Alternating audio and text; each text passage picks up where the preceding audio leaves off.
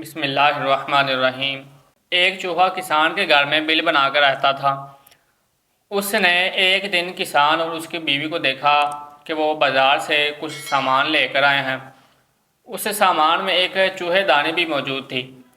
تو چوہے نے جب چوہے دانی دیکھی تو اسے ایک پریشانی لاحق ہوئی کہ اس سے کوئی مسئلہ نہ بن جائے۔ تو چوہے نے جلدی سے جا کر گھر کے پچھلے حصے کی طرف جا کر کبوتر کو یہ سارا ماجرا بتایا کہ گھر میں ایک چوہے دانی آ گئی ہے۔ تو کبوتر نے کہا کہ بھائی مجھے اس سے کیا مسئلہ ہوگا، مجھے اس میں کون سا پھنسنا ہے۔ تو چوہا اسے سے مایوس ہو کر مرغ کو بات بتانے چلا گیا۔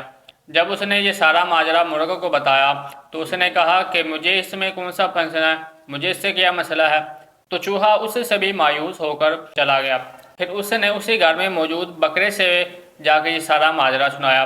بکرے نے بھی اس کا الٹا مذاق اڑایا کہ مجھے اس میں کون سا پھنسنا ہے، مجھے اس سے کیا مسئلہ ہے۔ تو اسی رات اس چوہے دانی میں ایک زہریلا سانپ پھنس گیا۔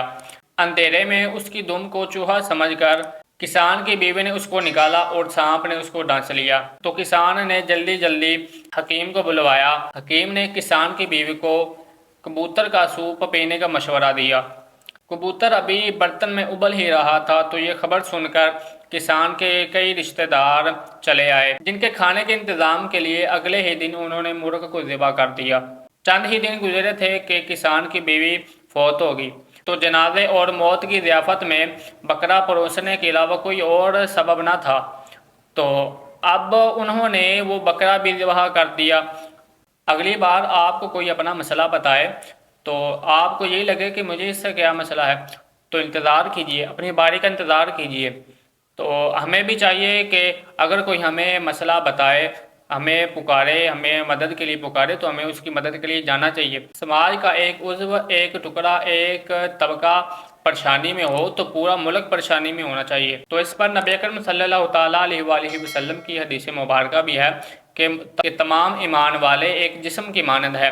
اگر اس کی آنکھ دکھتی ہے تو پورا جسم دکھتا ہے، اگر اس کے سر میں درد ہوتی ہے تو پورا جسم دکھتا ہے۔ ذات، مذہب، طبقے کے دائرے سے باہر نکلیے، میرا اشارہ فلسطین کی طرف ہے۔ آج وہ ہمیں اپنی مدد کے لیے بلا رہے ہیں تو ہم کہتے ہیں کہ ہمیں کوئی مسئلہ نہیں ہے، ہمیں اس سے کیا غرض ہے، ہم اپنی عیاشی میں ڈوبے ہوئے اور وہ بیچارے ظلم میں مبتلا ہیں۔ تو ہمیں بھی چاہیے اگر ان پر آج مشکل وقت آیا ہے تو ہم بھی ان کی مدد کریں۔